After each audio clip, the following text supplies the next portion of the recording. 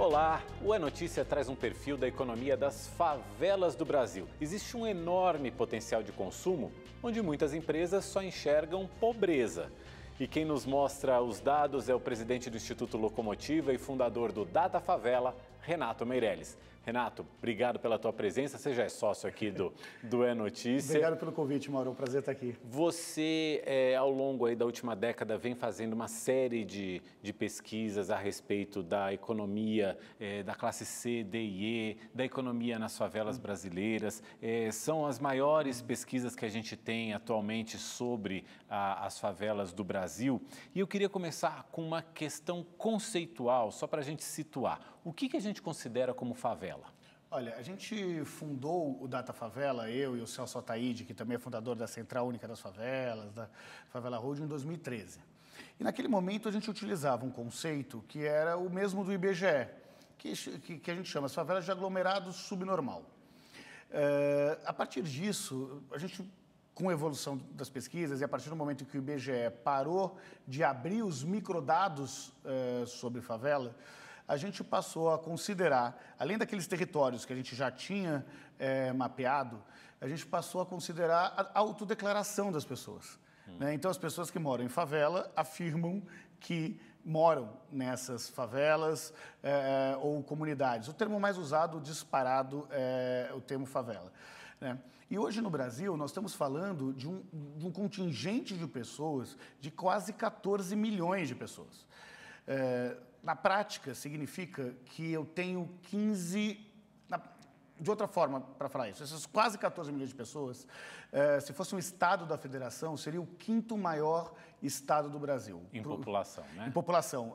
Para o telespectador ter uma ideia, né, nós estamos falando aí de ter mais favelado que gaúcho no Brasil. E eu não estou considerando as periferias, não. Eu estou considerando apenas os moradores de favela, aquelas pessoas que moram em territórios frutos de ocupação. Eu te fiz essa pergunta justamente porque, mais ou menos na mesma época em que foi feita a última pesquisa do Locomotiva e do Data Favela, o IBGE também divulgou uma pesquisa e o IBGE fala em mais de 52 milhões de brasileiros vivendo abaixo da linha da pobreza. Perfeito. Ou seja, a gente tem uma população enorme, isso dá 25% da população do Brasil vivendo abaixo da linha da pobreza, que é o que o IBGE, na época, final do ano passado, considerava com uma renda de até R$420 mensais, né? Menos da metade do salário mínimo. E é por isso que eu queria que você fizesse essa diferenciação entre esse universo que o IBGE fala de população abaixo da linha da pobreza e o universo que você usa como população que mora em favelas. Super pertinente a pergunta e muitas vezes tem uma confusão grande sobre isso. O IBGE fez um recorte relacionado à renda per capita. E isso mostra o quê? Que comparado aos recortes internacionais, a porcentagem da população que vive a linha da pobreza, que é aquela condição mínima para sobreviver. Só que você encontra essas pessoas em zonas rurais, você encontra essas pessoas morando debaixo da ponte, você encontra essas pessoas sem teto, não só nas favelas. O conceito de favela é um conceito territorial. E tanto que a gente encontra dentro da própria favela pessoas da classe A. Né? Você tem o dono de padaria que mora dentro da favela, o empreendedor que mora dentro da favela, uma das mais de 300 pessoas que tem um pequeno negócio que vende passagem aérea dentro das favelas brasileiras e que não são nem da classe C, são da classe A e da classe B. Nesse sentido, como é que a gente, então, classifica a classe A? Porque Claro. a gente também tem uma noção que não é exatamente a noção que é aplicada nas pesquisas, nas classificações de classe social mesmo, né? Às vezes a pessoa ter uma geladeira, um micro-ondas, um carro na garagem e um plano de saúde já significa classe A. A gente utiliza lá no Instituto Locomotiva e no Data Favela o critério de renda por pessoa da família. Né? Então, por exemplo, uma família de 4 pessoas, onde o pai ganha R$1.000, a mãe ganha R$1.000 e os 2 filhos não trabalham, né? 1.000 mais 1.000, 2.000, dividido por 4, R$500 por pessoa da família. Nós estamos falando da classe A, que são basicamente quase 4% da população brasileira que tem uma renda por pessoa da família que parte aí de R$6.000. Né? Isso é o extrato mínimo da população brasileira. Na prática, o que acontece? Todo mundo tende a se achar classe média, porque a gente sempre conhece alguém que tem mais grana que a gente, alguém que tem menos grana que a gente, então a gente está lá, na média. Né? E a classe A e B, nós estamos falando dos 23% mais ricos do Brasil. Imagine que metade das 68 milhões de famílias brasileiras tem uma renda familiar total menor do que R$3.000. Ou seja, se alguém que está nos assistindo em casa, somando a renda de todo mundo que tem algum tipo de rendimento que mora na sua casa, renda formal, informal, INSS, bico, para o telespectador que não sabe o que é bico é aquilo que os ricos chamam de frila, é a mesma coisa. É menor do que R$3.000. Metade dos 68 milhões de pessoas, 68 milhões de famílias brasileiras ganham menos do que isso. Então, as favelas são um território que talvez seja a maior expressão de desigualdade num país que, infelizmente, é muito mais desigual do que todos nós gostaríamos. Ou seja, a favela é um território onde todas as classes sociais estão convivendo ali dentro. Como se fosse um bairro, quase. Exceto os super ricos, é um Tirando bairro... os super ricos, tem muita gente de todas as classes econômicas. É óbvio que, na média, a favela é mais pobre do que a média brasileira, é menos escolarizada do que a média brasileira, tem uma porcentagem maior de negros e pardos do que a média brasileira, mas você encontra de tudo dentro do território da favela. A pesquisa diz que as favelas no Brasil movimentam quase 120 bilhões de reais por ano em renda própria. O que é esse movimentar? O que significa isso? Você soma a renda de todo mundo dentro da favela, dá 120 bilhões de reais. 119 alguma coisinha bilhões de reais. Ou seja, a renda desses quase 14 milhões de brasileiros que moram em favela dá 120 bi de quase isso, né? Para o telespectador entender a dimensão do que isso significa, isso é mais do que o Uruguai consome. Então, a gente tem empresas que não vacilariam muito. Vamos abrir uma unidade nova no Uruguai? Várias empresas iriam. Quando você fala na favela, algumas torcem o nariz. Mas os moradores da favela movimentam mais, consomem mais do que os moradores do Uruguai. Consomem mais do que 20 estados da federação. Então, do ponto de vista de população, é o quinto estado mais rico, de maior população. Eu tenho mais favelado que gaúcho no Brasil. E do ponto de vista de renda, a população moradora de favela consome mais do que 20 estados brasileiros. Como essa renda é gerada? Você tem de tudo aí. Você tem uma parcela de renda formal, de pessoas que, em geral, não ganham mais do que um salário mínimo e meio, né? Você tem uma parcela de aposentados, né? Alguns aposentados por idades, uma parcela de uma parte menor do que se imagina da renda, que vem por programas como o Bolsa Família, né? Mas você não chega hoje a 1/4 dos moradores de favela que tem o Bolsa Família, né? Um número muito próximo, inclusive, da população brasileira. Não é que na favela tem mais gente recebendo Bolsa Família do que em outras regiões. E o grande motor da economia é o empreendedorismo, né? É o empreendedorismo formado por pessoas que ou tiveram que aprender a se virar para conseguir sobreviver, ou porque não encontraram espaço no mercado formal de trabalho.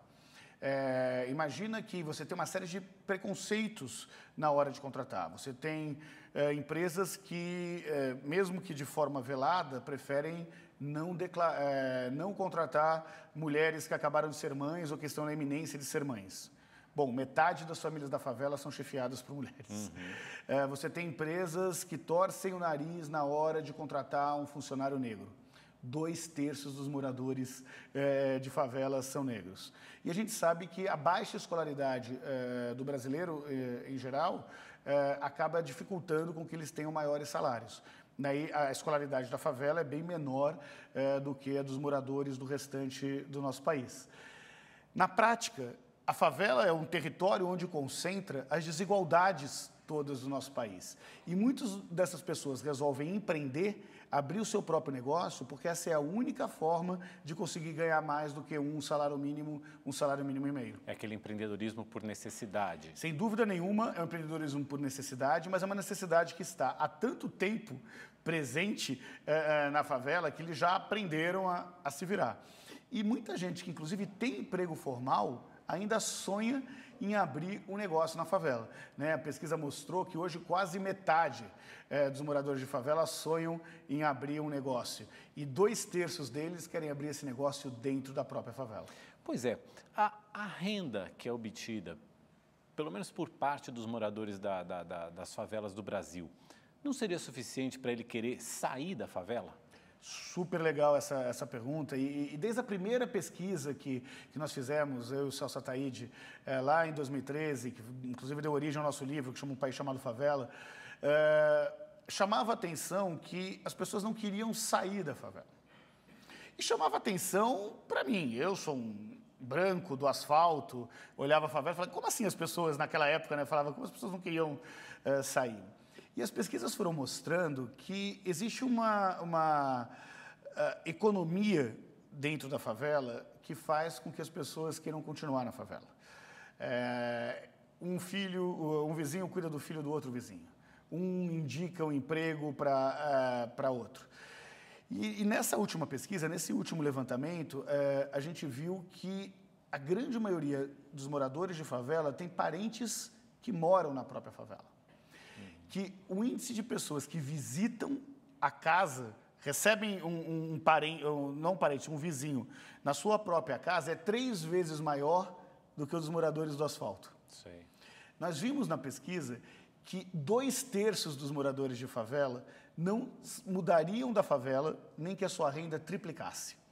Muitos deles iriam para uma casa melhor, iriam para uma localização melhor dentro da própria favela. Eles gostariam talvez de mudar a favela e não mudar da favela. Exatamente, ou seja, isso. ter melhores condições de vida dentro do bairro, dentro ali da localização onde eles moram. Gostariam de que a favela tivesse a infraestrutura que um bairro tradicional, vamos dizer assim, teria. Eles querem melhorar a casa que eles moram dentro da favela, mas eles não querem abrir mão daquele senso de comunidade, daquela lógica da reciprocidade, onde todo mundo ajuda todo mundo, porque sabem que na hora que precisar, um pode contar com o outro. Eles não gostariam de abrir mão com isso. 2/3 não sairiam da favela nem que a sua renda triplicasse.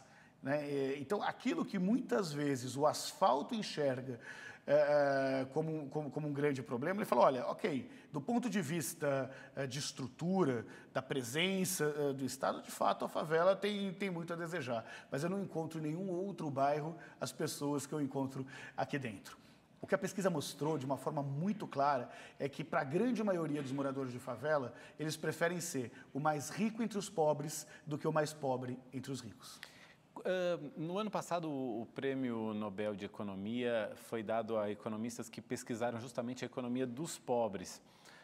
A gente está falando da população das favelas no Brasil, 14 milhões de pessoas mais ou menos, e a gente já falou que a gente tem 52 milhões vivendo abaixo da linha da pobreza. Qual é a diferença da economia dos pobres aqui no Brasil para a economia da favela no Brasil? Tem algumas, né? Quando você fala de pobreza, isso está muito mais espalhado no Brasil. No caso, inclusive para zonas rurais, para cidades muito pequenas, 89% das favelas estão concentradas em regiões metropolitanas do nosso país. Ou seja, a favela é uma questão muito mais urbana do que a pobreza, que tem um componente rural muito grande. Isso impacta, inclusive, em chances de sair da pobreza, né? Porque o acesso à internet, o acesso a empregos de melhor qualidade, o acesso à educação é um pouco menos pior na favela do que da população pobre brasileira como um todo. A outra questão é que, como a favela tem uma geografia centralizada, ela consegue ter um tipo de relação entre pobres e ricos mais presente, de um lado. E, do outro lado, ela consegue ter acesso às oportunidades que as grandes cidades têm, coisa que não acontece no caso dos moradores que estão abaixo da linha da pobreza, mas que moram longe dos centros metropolitanos. E tem mais um fator que tem a ver diretamente com a economia das favelas. Quando as pessoas usam o próprio dinheiro dentro da própria favela, e não é à toa que 2/3 dos moradores que querem empreender, querem abrir um negócio dentro da própria favela, o dinheiro fica circulando lá dentro. E quando o dinheiro fica circulando lá dentro, é como se o IDH da favela como um todo crescesse. Né?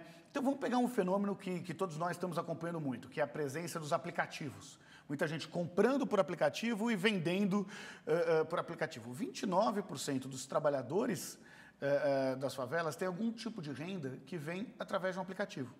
E eu não estou falando só de entregador desses aplicativos de comida. Nós estamos falando de pessoas de uma boleira, que não tem onde deixar os filhos, mas consegue fazer bolo, vender para fora, e graças a um aplicativo como esse, conseguiu ter uma parcela nova de clientes. E um complemento de renda. Um complemento de renda considerável. Nós estamos falando daquelas famílias que dentro da própria casa estampam boné, estampam camiseta e conseguem vender através dos aplicativos e dos grandes marketplaces. E vender para dentro da própria favela. Vende para dentro e vende também para fora. Né? Os negócios ficam dentro da favela, o que é ótimo, porque o dinheiro retroalimenta o dinheiro da favela, mas os aplicativos trouxeram um fenômeno interessante. Porque pela primeira vez, não é só o dinheiro das drogas que sai do asfalto e vai para a favela. São pessoas que estão procurando um pet shop que atende a domicílio. E com isso leva o dinheiro para dentro da favela. Um buffet para organizar a festa da criança, um serviço de garçom. Graças aos aplicativos, a gente passa a ter o dinheiro do asfalto entrando dentro da favela sem que isso esteja vinculado ao consumo das drogas. Isso foi algo que você detectou ao longo desses anos de pesquisas que você vem fazendo? Desde 2013, você me disse que começou a fazer, já são 7 anos de pesquisas. Em 2013, a presença dos aplicativos já existia, mas assim, hoje tem muito mais força. Isso é uma mudança nesse período? Sem dúvida nenhuma. Por exemplo, os aplicativos de alimentos nem de perto tinham a força que tem hoje. Mas vamos pegar um outro exemplo. Um sujeito lá que, empolgado aí com o crescimento que a economia tinha tido em 2010, 2011, 2012, foi e comprou uma moto. Se o cara ficasse desempregado e ele tivesse as parcelas da moto, ele tinha que sair correndo para vender aquela moto, porque senão ia ficar negativado. Hoje, ele pode ter um serviço de entrega. Claramente, a tecnologia foi uma das grandes mudanças que aconteceram dentro da favela. Tanto que os níveis de conectividade que existe hoje na favela e no asfalto são praticamente iguais. Agora, quando a gente expande para classe C, D e E, esse poder de compra, esse poder de consumo chega aí a 1,7 trilhão de reais. Aí é uma força inacreditável dentro da nossa sociedade. As empresas já se deram conta disso, algumas me parece que já se deram, mas o que fazer para dialogar melhor com esse tipo de consumidor, com o consumidor das classes C, D e E? Olha, há algum tempo, desde a época do crescimento econômico, as empresas, inclusive construí minha carreira entendendo esse público, as empresas têm uma visão para as classes C, D e E e desenvolveram produtos próprios para eles. Produtos, que eu falo produtos, não é só uma geladeira diferente ou um tipo de celular, é principalmente tem meios de pagamento específicos para eles. Um tipo de linguagem na comunicação que fala mais para a parcela popular das classes C, D e E, o varejo fala isso muito bem. As favelas têm um desafio adicional. Por quê? Porque exatamente por estarem dentro de um território, elas têm desafios de logística. Então, muitas vezes, os produtos chegam mais caros dentro da favela do que se a pessoa fosse comprar fora da favela, o que, cá entre nós, não faz nenhum sentido, né? A população que tem menos dinheiro, se quiser comprar aquele produto, tem que pagar mais caro por ele. Não é à toa que você tem hoje, dentro da Favela Holding, que é a holding do Celso Ataíde, que é coautor da pesquisa junto comigo, você tem uma empresa de logística que distribui, por exemplo, produtos de beleza em mais de 4 cidades do Brasil. Você tem pessoas que desenvolvem um negócio próprio, como, por exemplo, a venda de passagens aéreas dentro da própria favela. E com isso, aquele dinheiro não sai da favela, fica dentro da própria favela e gera renda da própria favela. Então, a questão da favela se acrescenta a todos os desafios de vender para a classe C, D e E, os desafios territoriais e os desafios de conseguir criar um ecossistema econômico que faça sentido para os próprios moradores da favela. Se um negócio quer crescer na favela, os moradores da favela não são apenas clientes, eles também são sócios no desenvolvimento desse negócio. Você falou que as empresas foram criando métodos de pagamento, principalmente, que dialogam melhor com o público C, D e E. É o quê? É o crediário? É aquilo que cabe no bolso, né? Aquilo... O carnê é uma forma de você conseguir esticar o orçamento dessas pessoas. As pessoas falam, mas Renato, tem juros absurdos. É verdade, tem. Mas o consumidor popular entendeu que juros é aquilo que ele paga a mais para ter hoje o que teria condições de ter só amanhã. Tem uma história que eu já falei aqui... Ou de não ter, né? Ou de não ter. Mas tem uma história que eu já contei aqui, de quando a gente estava escrevendo o livro, vale a pena retomar, de que eu estava... numa entrevista, perguntando por que aquela dona de casa estava tão feliz. Uma moradora de favela. Ela falou, porque eu comprei a primeira máquina de lavar roupa na minha casa. Eu falei, que interessante. E como é que a senhora fez para pagar? Como o pobre paga. Eu fiz um carnê. E a senhora fez as contas para saber quanto a mais a senhora pagou de juros? Claro que eu fiz, eu não sou burra. Vim para o contrário, falando, claro que eu fiz, eu não sou burra. Falei, que interessante, mas então, se a senhora é tão inteligente assim, por que a senhora não guardou e pagou à vista? Ela falou, por duas razões. A primeira é que sempre acontece o contratempo que eu não consigo guardar. A segunda, então, se eu quiser, de fato, poupar, eu tenho que transformar minha poupança em dívida. E é isso que o carnê é. E a segunda questão, com essa carinha de rico, Renato, você não vai conseguir entender. Você nunca deve ter lavado roupa no tanque na sua vida, né? Porque se você, como eu, tivesse que lavar roupa no tanque todo dia, você ia entender por que eu não vou passar 2 anos guardando dinheiro para comprar minha máquina de lavar. Eu quero minha máquina de lavar agora. Então, essa lógica da urgência, essa lógica de quem não tem empregada doméstica, pelo contrário, muitas vezes são empregadas domésticas, essa questão de como otimizar o tempo para um dia que só tem 24 horas, acabam ditando o pensamento popular e as estratégias de consumo que as classes C, D e E e os moradores de favela têm para ter acesso a produtos e serviços que até há pouco tempo atrás eram exclusivos da elite brasileira. Esse consumidor, ele continua sendo um bom pagador? Porque houve um momento de expansão do crédito aqui no Brasil e de expansão da economia também, em que esse público movimentou muito a economia, muito mesmo, esse consumidor das classes C, D e E. Ele continua movimentando e continua sendo bom pagador ou ele está mais endividado? Olha, o Instituto Locomotiva fez recentemente, no finalzinho do ano passado, um estudo para traçar o perfil dos inadimplentes no Brasil, né? São mais de 63 milhões de pessoas que têm algum tipo de restrição. Tem dívidas em atraso com algum tipo mais de 63 milhões de pessoas. Uhum. Restrições que, inclusive, trazem informações, interferem no dia a dia dessas pessoas. Imagina que metade dessas pessoas não atendem mais telefone de números desconhecidos com medo de ser alguém cobrando.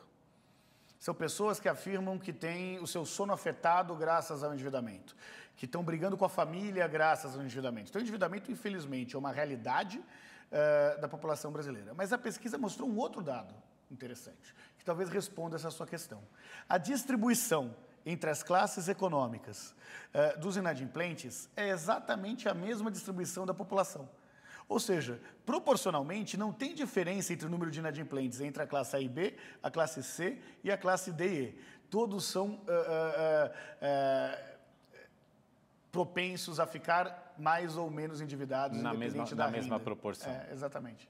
Voltando para a pesquisa sobre as favelas, você detectou também uma mudança no comportamento do consumidor em relação à qualidade, ao preço justo, à marca dos produtos. O consumidor da favela, ele também está se tornando mais consciente, ele está mudando de mentalidade? Tem a vantagem de ter uma série histórica pesquisando as favelas é que a gente acompanha o que foi mudando das favelas de acordo com o momento da economia.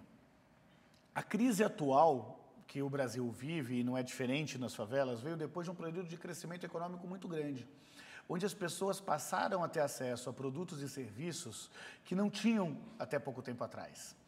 E se tem algo que eu aprendi nos quase 19 anos que eu estudo o consumidor brasileiro, é que paladar não retrocede. Né?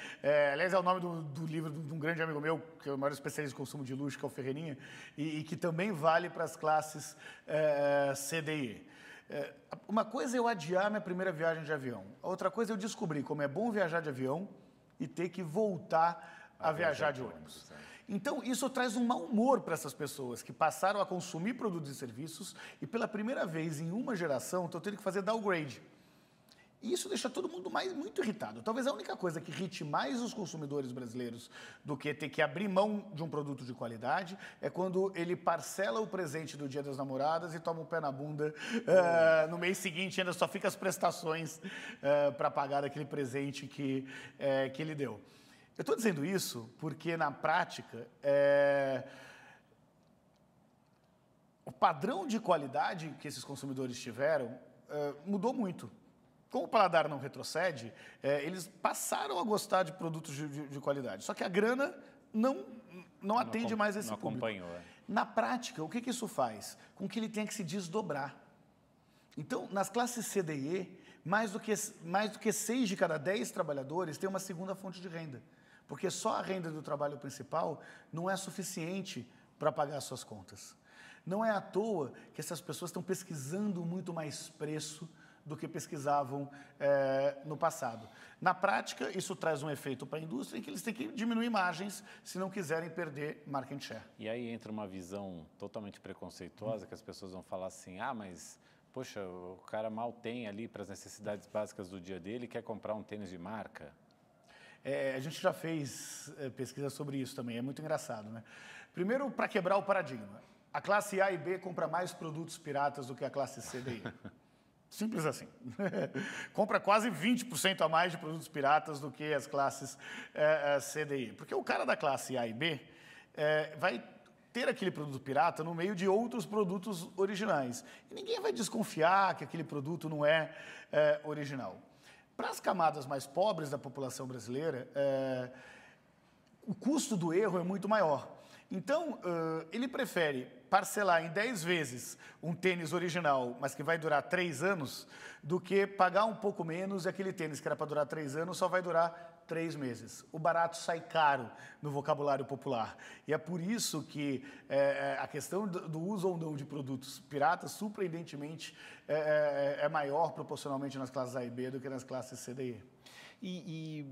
E eu queria fazer uma certa provocação também, que é a seguinte.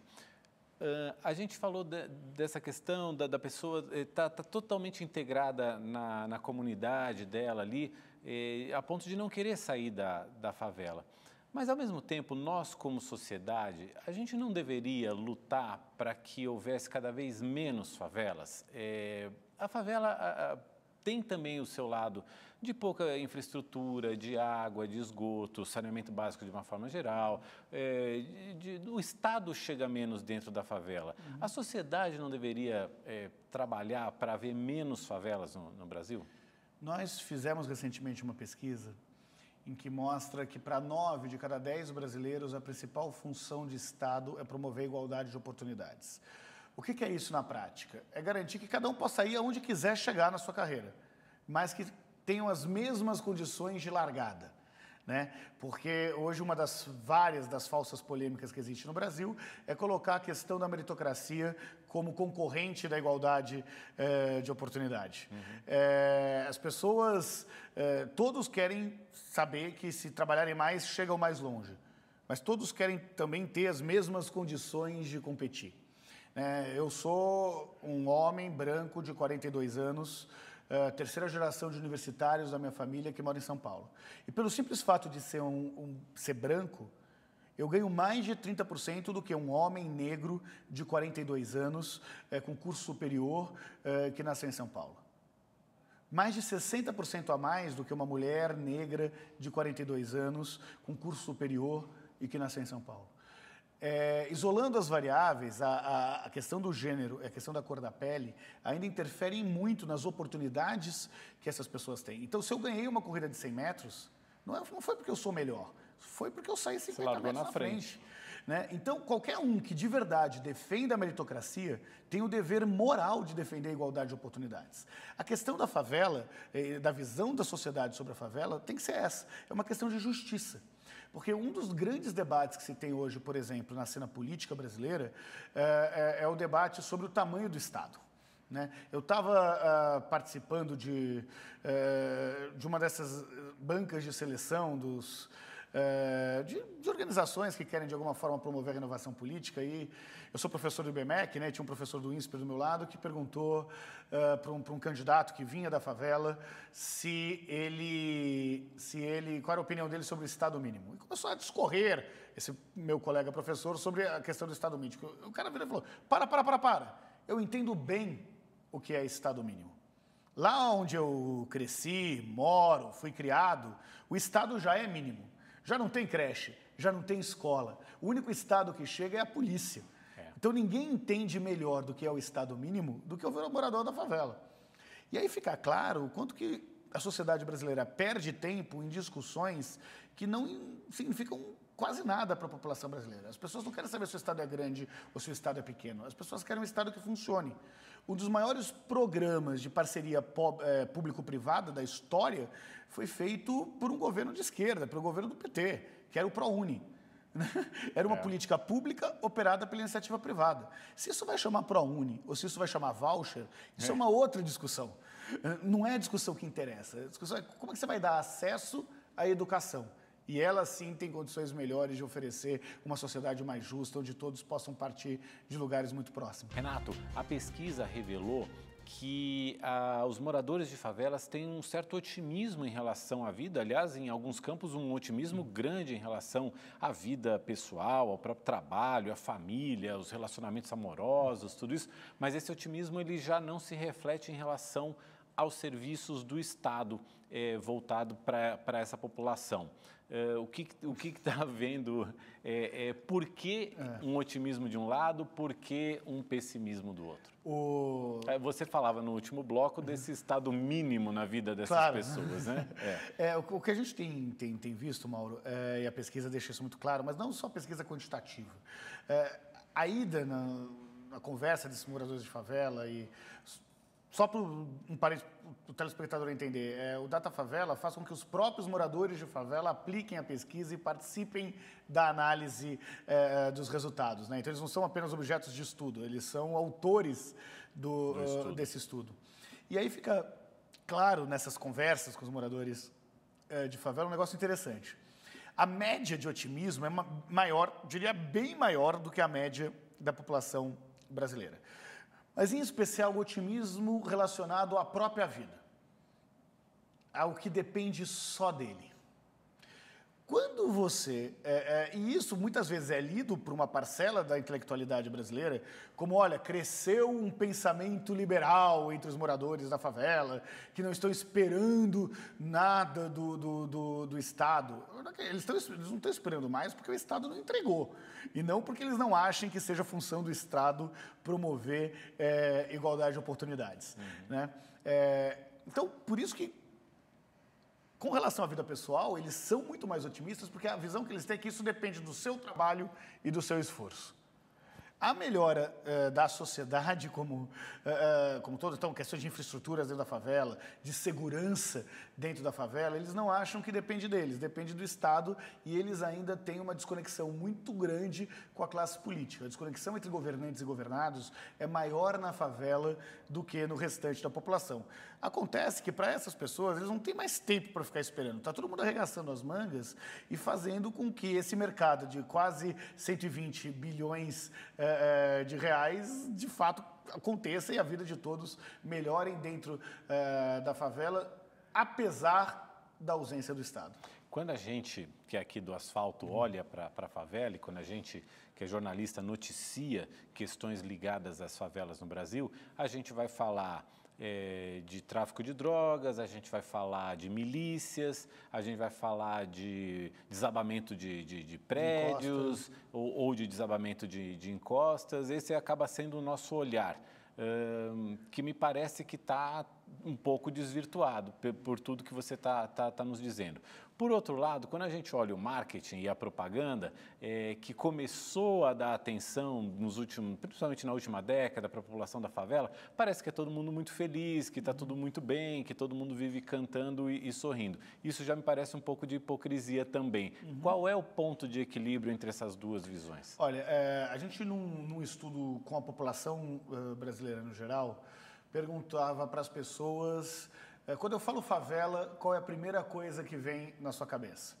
Em primeiro lugar aparecia pobreza, mas depois aparecia violência, tráfico de drogas, assassinatos, miséria. Eram sempre aspectos relacionados a coisas negativas. Quando nós fizemos a mesma pergunta apenas para os moradores de favela, as respostas eram outras. Pobreza permanecia, mas vinha alegria, comunidade, amizade, valores que eles encontram naquele território que muitas vezes não conseguem encontrar no asfalto.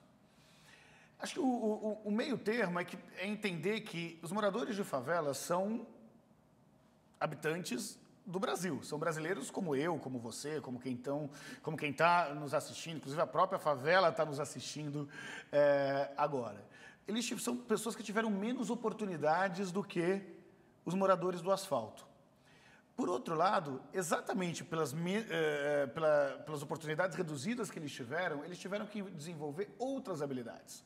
São pessoas, em geral, mais criativas. O sevirômetro da periferia do Brasil, né, que é aquela capacidade de sair de situações difíceis, está muito mais presente do que o dos moradores do asfalto. A ideia de trabalho em grupo está muito mais presente nos moradores da favela e da periferia do que tão presente nos moradores do asfalto. Então, ele desenvolveu uma inteligência própria, um jeito menos cartesiano, como o asfalto enxerga, que deveria ser, mas, de alguma forma, muito eficiente para que eles consigam não apenas sobreviver no território da escassez, mas, pelo contrário, consigam criar, fazer a economia crescer. Não é à toa que os principais ritmos musicais hoje saem da favela. Hoje não, já foi assim com samba, já foi assim em outros momentos. Não é à toa que tem uma potência criativa dentro das favelas que acaba pautando, inclusive, moda e comportamento no resto do mundo. Hoje, só desculpa, porque hoje, sem medo de errar, a favela e a periferia brasileira influencia muito mais o comportamento da população brasileira do que os moradores do asfalto. Eu acho que é hoje a artista pop mais famosa do Brasil, que é a Anitta, que cresceu em Honório Gurgel. Né? Eu acho que isso já responde. Agora, esse sevirômetro que você se referiu faz com que a economia nas favelas seja uma economia informal do ponto de vista tributário, do ponto de vista de formalidade mesmo, de estar registrado, de pagar impostos? Olha, a gente vê um crescimento grande da formalidade na periferia, inclusive dentro da favela, mas, obviamente, a favela é mais informal do que o resto do Brasil. Mas, de verdade, isso não se deve ao sevirômetro. Isso se deve ao fato de, muitas vezes, o Estado chegar muito mais para fiscalizar do que para orientar essas pessoas. Então, muitas vezes, elas vão lá, elas querem se formalizar, querem ter um negócio formalizado, até porque isso amplia as possibilidades de crédito, de ter capital de giro, de fazer o seu negócio crescer, mas a primeira coisa que ela recebe depois de formalizar o seu negócio é um fiscal. Sendo que ninguém foi orientar assim, qual é a exigência da vigilância sanitária, do corpo de bombeiros, do XPTO que precisa para isso. Então, eu tenho certeza que a questão básica não é, como eu vou dar um jeito de não pagar imposto. Isso a gente vê nas nossas pesquisas muito mais com empreendedores da elite do que com empreendedores da favela. Me parece que o empreendedor da favela é muito mais assim, deixa eu ir tocando aqui porque eu preciso botar o que comer dentro de casa, eu preciso fazer um negócio crescer. Né? E quando você encontra isso, você tem experiências muito positivas. Então, você pega, por exemplo, aqui, uma parceria que a Central Única das Favelas fez com uma dessas grandes empresas de aplicativos de transporte, que antes aparecia no mapa um borrão preto, como se aquele lugar não existisse, onde que as pessoas não conseguiam nem chegar, nem sair utilizando o aplicativo, e ela mudou essa realidade para ter um posto avançado, onde essas pessoas podem pedir o seu transporte por aplicativo dentro de Heliópolis. Por que o Estado não consegue... Vou ampliar a pergunta. Por que a nossa sociedade não consegue dar condições de igualdade, de competição para toda a população, para a população mais pobre, para a população que está nas favelas? Por que a gente não consegue acelerar o nosso desenvolvimento? E por conta, ainda dentro desse tema, esse ano nós temos eleições municipais. Que temas vão ser importantes para que os candidatos dialoguem com as favelas, dialoguem com as classes mais baixas, sendo que essas classes mais baixas estão tão descrentes e tão pessimistas em relação ao Estado brasileiro? Bom, vamos lá. Acho que tem problemas mais objetivos e problemas subjetivos. Você tem um problema objetivo, que é você tem uma desigualdade histórica muito grande acontecendo. E custa caro o saneamento básico, custa caro oferecer, colocar uma escola pública de qualidade. Acho que falta ao Estado brasileiro se inspirar em exemplos como o da Colômbia, por exemplo. Tinha um mantra da Colômbia, era o melhor para quem mais precisa. Então, a minha escola modelo não tem que ser no centro, tem que ser no lugar que as pessoas mais precisam. Porque com isso você consegue ir reduzindo essa desigualdade histórica que existe. Do ponto de vista subjetivo, nós temos que entender que, ao oferecer igualdade de oportunidades, alguém está perdendo poder. E ninguém gosta de perder poder. Quantas vezes a própria Rede TV já noticiou de pessoas que estavam incomodadas quando a classe C e D passou a viajar de avião, passou a frequentar restaurantes, a entrar no shopping centers. Nós vamos lembrar 2013, 2014, quando teve os rolezinhos crescendo nas cidades, muita gente da classe A incomodada, inclusive com a democratização do consumo e com a democratização das oportunidades.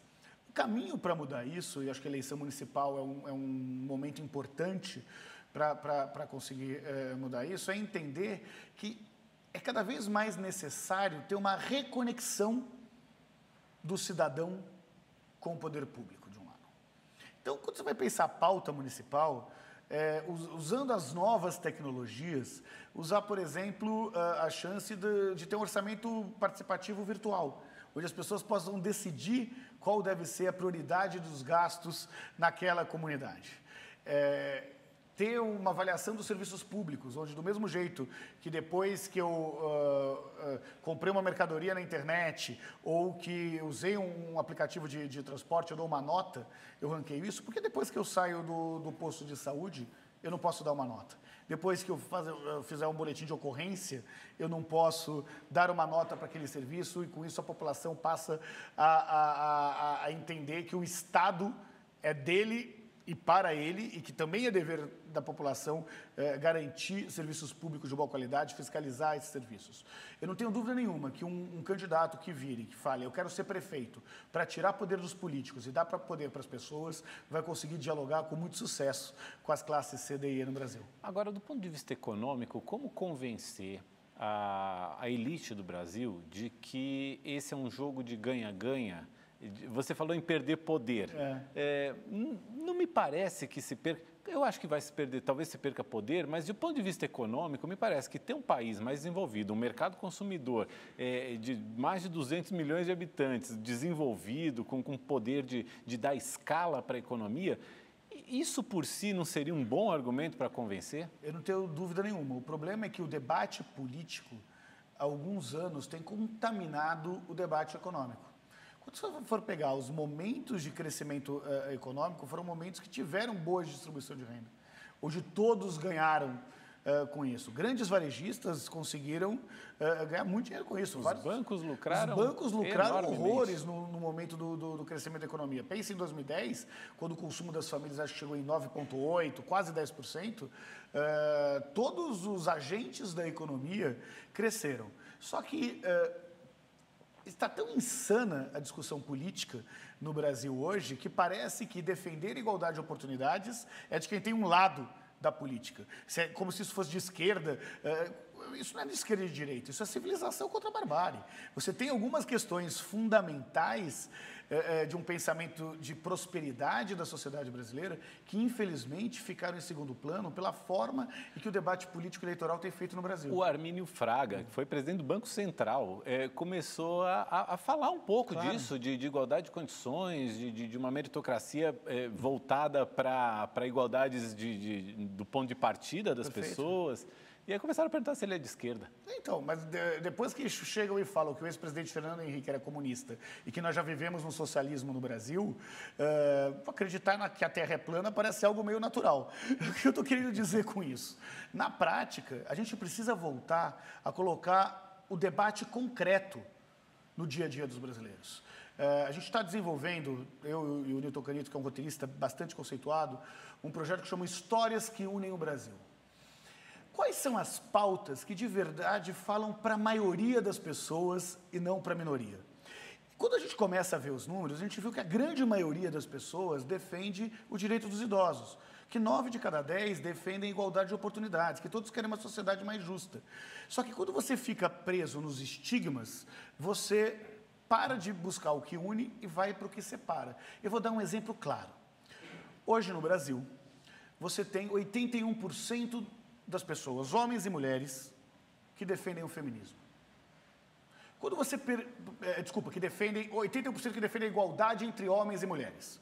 Quando você pergunta quantos defendem o feminismo, esse número cai para 49%. É só a palavra. É só a palavra, porque feminismo bota um rótulo, então é aquilo. E aí as pessoas param de conversar. Quando um é fascista, outro é comunista, você corta o diálogo. Mas se a gente falar, por exemplo, numa maior igualdade de condições entre as pessoas, talvez mais isso gente Brasil, concorde. não separa o Brasil. Então, o convite que esse movimento de busca de histórias que unem o Brasil faz para a sociedade brasileira é, de fato, chega das falsas polêmicas, vamos ao que interessa. Ao que de fato pode mudar a vida das pessoas. Agora, as recentes declarações dos nossos políticos não têm ajudado muito também nisso, né? Político falando que pobre não sabe poupar, ou que empregada doméstica não pode viajar. É verdade. Ou que gosta de morar em região de encosta, porque está mais próximo ali de onde deságua as suas necessidades, enfim. Isso também não ajuda, né? Não ajuda, e é uma pior que a outra, né? É uma coisa que supera...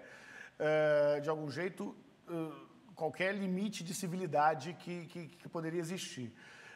Mostra, de um lado, o quanto que alguns preconceitos são, infelizmente, ainda naturalizados numa parcela da sociedade brasileira e o quanto que não tem nenhuma chance do Brasil dar certo de forma sustentável, sem que as pessoas tenham mais igualdade de conseguir chegar aonde quiser chegar.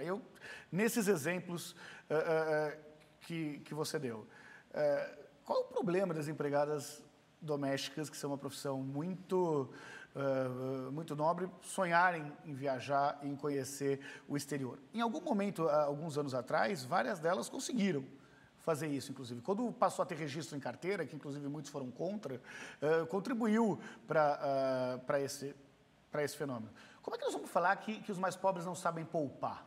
Eu gostaria que as pessoas que falem que o mais pobre não tem educação financeira conseguissem sobreviver ganhando um salário mínimo.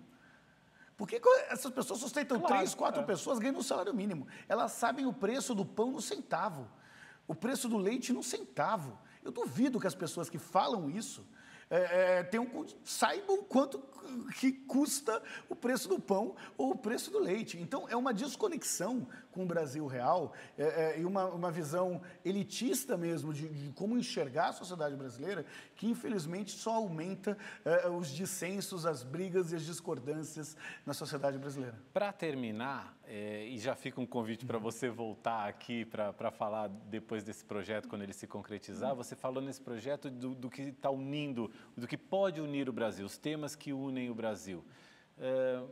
Você acredita que a gente possa, de fato, caminhar para um entendimento maior, de modo que esse entendimento nos leve a um desenvolvimento mais acelerado? Existe essa janela, existe essa oportunidade? Mauro, eu não tenho dúvida nenhuma que existe e que é a única saída para o Brasil conseguir retomar um crescimento econômico de uma forma que, de fato, seja sustentável. A pergunta que fica é, para quem interessa essa divisão? Só interessa a política tradicional.